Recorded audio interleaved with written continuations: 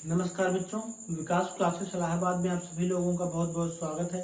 मैं हूं आपका दोस्त विकास। और मित्रों, अभी तक जो हमने पढ़ा है वह हिंदी में हमने व्यंजन संधि यहाँ पर कंप्लीट कर ली थी इससे पहले वाले वीडियो में। आज जो बात करने वाला हूं मैं विसर्ग संधि के बारे में बात करने वाला हूं कि विसर्ग संधि आपकी है क्या।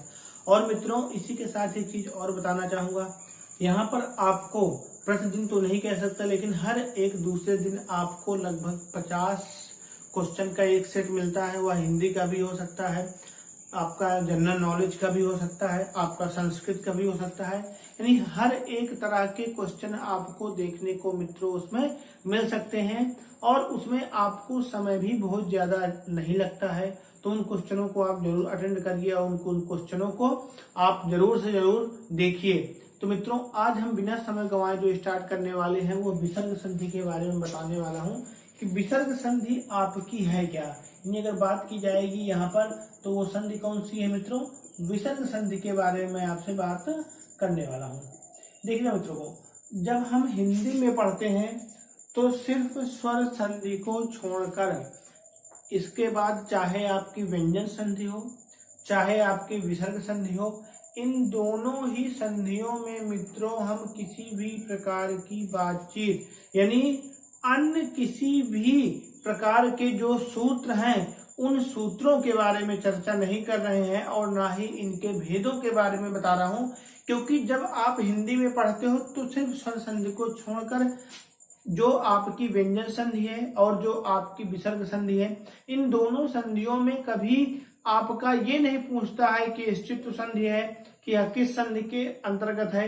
यानी ये संधियों के भेद से क्वेश्चन नहीं पूछता, इसमें सिर्फ आपको नियम बताए जाते हैं कि यह एक नियम है, दो नियम है। तो इसीलिए हम विसर्ग संधि में, जैसे मैंने आपको व्यंजन संधि में 5 से 6 नियम पढ़ाए थे, यहाँ पर हम विसर्ग संधि में भी जो पढ़ेंगे वह नियम के अनुसार ही पढ़ेंगे। और मित्रों, एक चीज और है, यहाँ पर भी जो हम संधि पढ़ेंगे वो ट्रिक के साथ ही पढ़ेंगे। तो बिना समय गंवाए आइए स्टार्ट करते हैं आपकी विसर्ग संधि। देखिएगा, विसर्ग संधि अगर देखा जाएगा तो दोनों संधियों में सबसे आसान है, क्योंकि विसर्ग का सिंबल जो है वो आप लोगों को सबको पता है कि विसर्ग का जो सिंबल बनता है मित्रों वह कैसे बनता है। आपका इस प्रकार से विसर्ग का सिंबल आपका बनता है। तो यह संधि दर्शाती है विसर्ग संधि। तो अगर कहीं भी संधि का विच्छेद दिया हुआ है और विच्छेद दिया है और आपसे पूछा जाए कि बताइए कौन सी संधि है, तो मुझे लगता है उसे बताने में कोई दिक्कत नहीं होगी। क्यों? क्योंकि आपके सामने वो दिखेगा, क्योंकि वहां आपको दिखेगा कि विसर्ग ऐसे लगा हुआ है। और जब विसर्ग ऐसे लगा हुआ है मित्रों तो आप 100% समझ जाओगे कि संधि आपकी कौन सी है, विसर्ग संधि है। बस आपको उसमें जो एक चीज का अंतर पड़ेगा कि अगर आपसे पूछा जाए कि शब्द का विग्रह कीजिए या शब्द का आपसे पूछा जाए विच्छेद कीजिए, तो शब्द का विच्छेद करने में आपको दिक्कत आ सकती है। तो उस दिक्कत को दूर करने के लिए ही मैं यहाँ पर आपके लिए लेकर आया हूँ विसर्ग संधि। तो विसर्ग संधि का पहला नियम मित्रों क्या कहता है वो देखिएगा। अगर नियम नंबर 1 की बात मैं करना चाहूं तो नियम नंबर 1 कह के रहा है कि जब भी संधि शब्द की शुरुआत, देखिएगा क्या है, जब भी संधि शब्द की शुरुआत क्या हो, जब भी संधि शब्द की शुरुआत मित्रों सार्थक शब्द से हो, सार्थक शब्द से हो तथा सार्थक शब्द के बाद मुख्य ओ की मात्रा आए। सार्थक शब्द के बाद क्या है मित्रों, ओ की मात्रा आए, तो वहां पर कौन सी संधि मित्रों, विसर्ग संधि समझना चाहिए। बहुत ही इंपॉर्टेंट है, देखिएगा एक लाइन है आपकी, बहुत ज्यादा नहीं है। अब देखिएगा, जब संधि शब्द दिया हो या कह लीजिए जो संधि शब्द की शुरुआत है वह हमेशा आपको यहां पर एक याद रखिएगा, थोड़ा सा इसे बदलाव कर देता हूं। जब संधि शब्द की शुरुआत सार्थक शब्द से,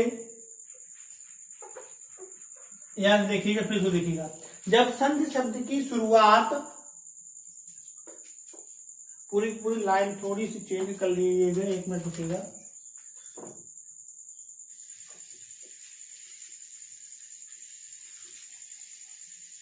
यहां से देखिएगा,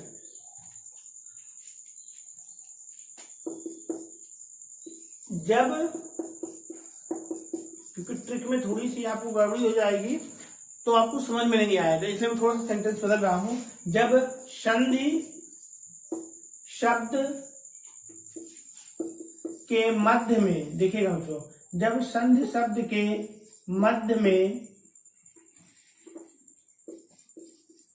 ओ की मात्रा हो, देखिएगा, ओ की मात्रा हो तथा उसके तुरंत बाद सार्थक शब्द आए, यहां से सार्थक शब्द पकड़ लीजिएगा, सार्थक शब्द आए, सार्थक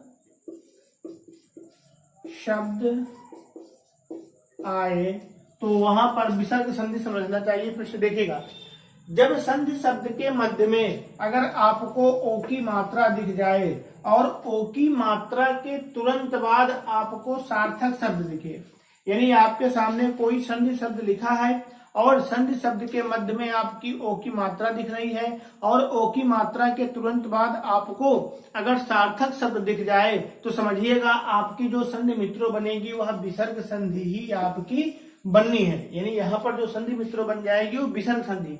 और जब संधि विच्छेद आपको करने के लिए दिया जाएगा तो संधि विच्छेद करते समय जो आपकी ओ की मात्रा है मित्रों, वो ओ की मात्रा का परिवर्तन आपको किसमें कर देना है, विसर्ग में कर देना है। यानी वहां पर जो आपकी मात्रा है, यानी ओ की मात्रा है, उस मात्रा का परिवर्तन जो आपको करना है वो किसमें कर देना है, आपको विसर्ग में कर देना है। और जो शब्द जैसे लिखा है उस शब्द को उसी तरह से लिख लेना है और उस शब्द में कोई परिवर्तन नहीं करना है। यानी आपको सिर्फ एक चीज का ध्यान रखना है अपने दिमाग में विसर्ग संधि में, कि शब्दों के बीच में ओ की मात्रा आपको दिख जाए और ओ की मात्रा के तुरंत बाद ही आपको अगर सार्थक शब्द मिल जाए, यानी जिस शब्द का अर्थ निकल कर आता है, तो मित्रों समझ लीजिएगा विसर्ग संधि है। और जब उसी संधि का आपसे कहा जाए विच्छेद करिए, तो विच्छेद करते समय आपको सिर्फ एक चीज का ध्यान रखना है कि जो आपकी ओ की मात्रा है, ओ की मात्रा को ही विसर्ग में बदल देना है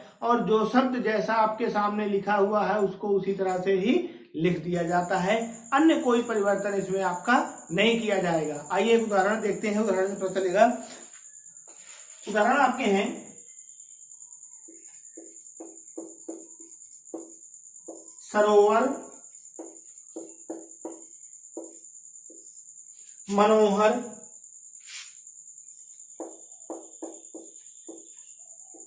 तपोवन,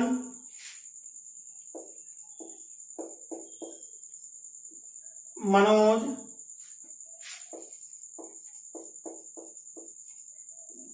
मनोरथ,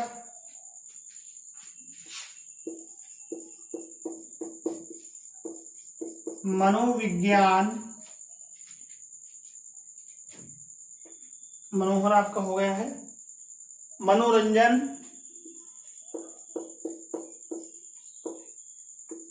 मनोरंजन, शिरोमणि,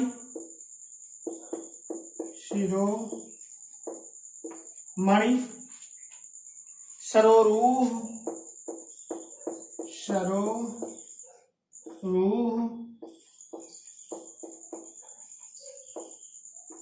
पयोधर, मनोनीत, मनोनीत, पुरोहित, पुरोहित, और अंतिम है आपका पयोज। देखिएगा इतने सारे उदाहरण मैंने लिए हैं, इतने से आपको कॉन्सेप्ट जो है क्लियर हो जाएगा। 10-12 उदाहरण आपको लगभग मिल गए हैं। तो देखिएगा यहाँ पर आपको शब्द के बीच में किसकी मात्रा मित्रों मिल रही है? यहाँ पर सरोवर में देखोगे तो सरोवर शब्द में शब्दों के बीच में ओ की मात्रा मिली है। इसके बाद सार्थक शब्द वर है, ओ की मात्रा सार्थक शब्द हर है, ओ की मात्रा सार्थक शब्द वन है, ओ की मात्रा सार्थक शब्द जा। देखिएगा जा वर्ण का जो अर्थ होता है उसका अर्थ होता है उत्पन्न होने वाला, यानी जा शब्द का अर्थ क्या होता है? उत्पन्न होने वाला होता है, याद रखिएगा। ओ की मात्रा है रथ, आपके सामने आया हुआ है। ओ की मात्रा है विज्ञान है, ओ की मात्रा है रंजन है, ओ की मात्रा है मणि है, ओ की मात्रा है रूह है, ओ की मात्रा है धर, धर मतलब धारण करने वाला, ग्रहण करने वाला।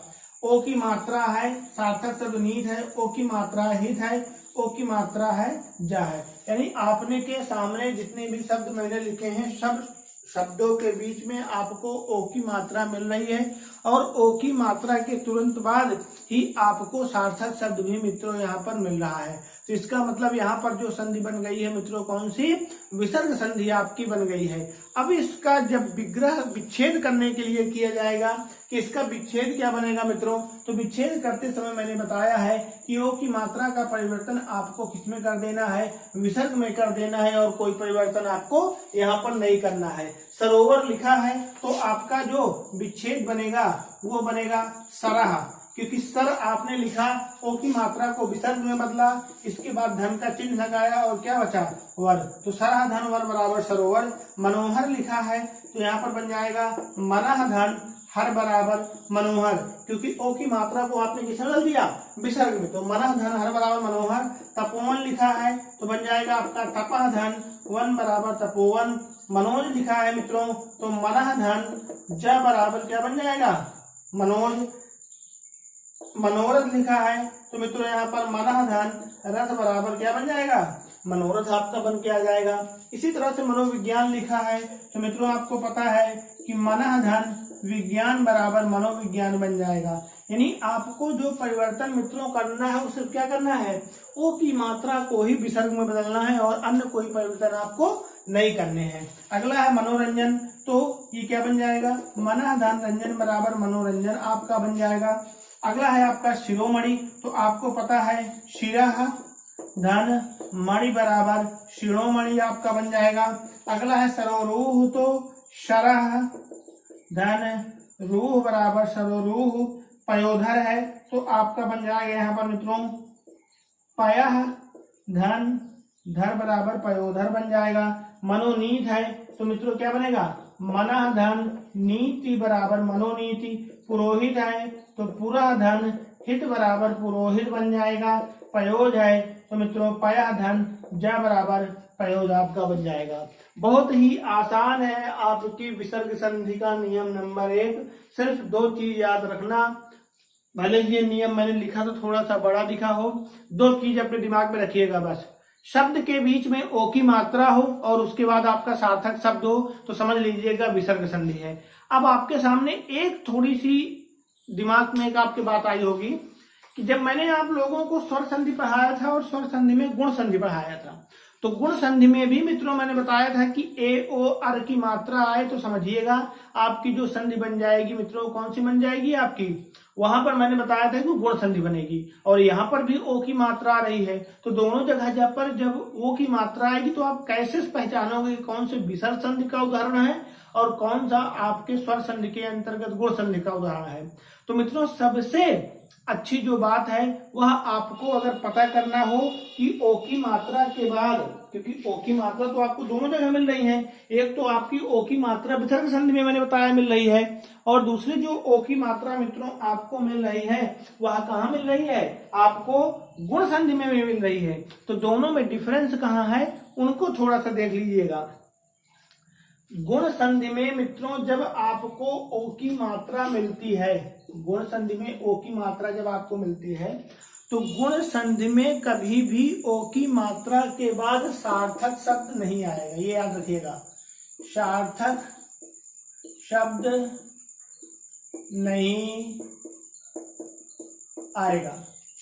सबसे अच्छी बात यही है कि जब भी आप अगर उदाहरण करने की कोशिश करोगे तो आप गुण संधि में देखोगे मित्रों कि गुण संधि में आपको कभी भी ओ की मात्रा के तुरंत बाद आपको सार्थक शब्द नहीं मिलने वाला है, जबकि यहाँ पर आप जब इनका विच्छेद करते हो मित्रों तो विच्छेद करने के तुरंत बाद आपको क्या मिल जाएगा, आपको सार्थक शब्द मिलना ही मिलना है। तो देखिएगा, अब एक दो उदाहरण मैं आपको बता देता हूं, तब आपको थोड़ा सा कॉन्सेप्ट जो है मित्रों वो क्लियर हो जाएगा कि हाँ ये आपके अंतर्गत है या इस के अंतर्गत आपका नहीं आता है। जैसे आपके सामने अगर मैंने शब्द लिख दिया है, देखिएगा एक शब्द लिखता हूं,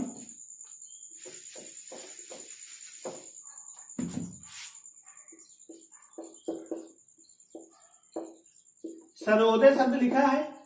अब सर्वोदय शब्द में भी आपने देखा किसकी मात्रा मिली है, ओ की मात्रा मिली है। सर्वोदय शब्द में भी ओ की मात्रा है और मैंने विसर्ग में भी बताया कि आपकी ओ की मात्रा आती है।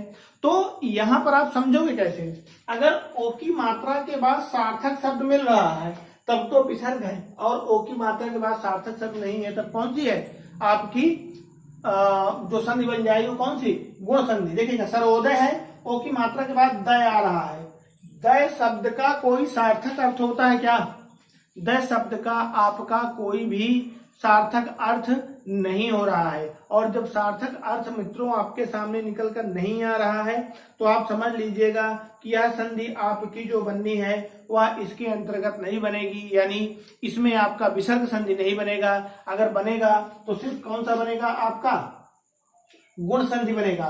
परोपकार शब्द आपका लिखा रहता है, परोपकार, तो परोपकार शब्द में देखिएगा ओ की मात्रा है तो इसके बाद पकार आ रहा है।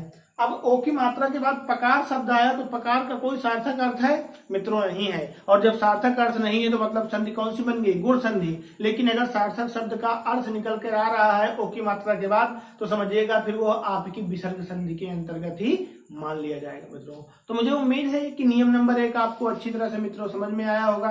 इसके जो अगले नियम है वो हम देखेंगे अगले वीडियो में। और अगर आपको मित्रों वीडियो अच्छा लगा हो तो अपने दोस्तों और मित्रों के पास इसको शेयर करें, लाइक करें, और जो भी आपकी समस्याएं हैं उसको कमेंट करें। और मित्रों जैसा कि मैंने एक कमेंट मेरे में आया है, अब उनका मुझे नाम तो अभी नहीं याद है, लेकिन उन्होंने संस्कृत के लिए कहा है, तो संस्कृत की क्लास भी मैं बहुत जल्दी शुरू करने वाला हूं और वो भी क्लासेस आपको मिलेंगे मित्रों। तो अब हम जो मिलेंगे वो नेक्स्ट वीडियो में मित्रों मिलते हैं। तब तक के लिए मित्रों धन्यवाद, नमस्कार।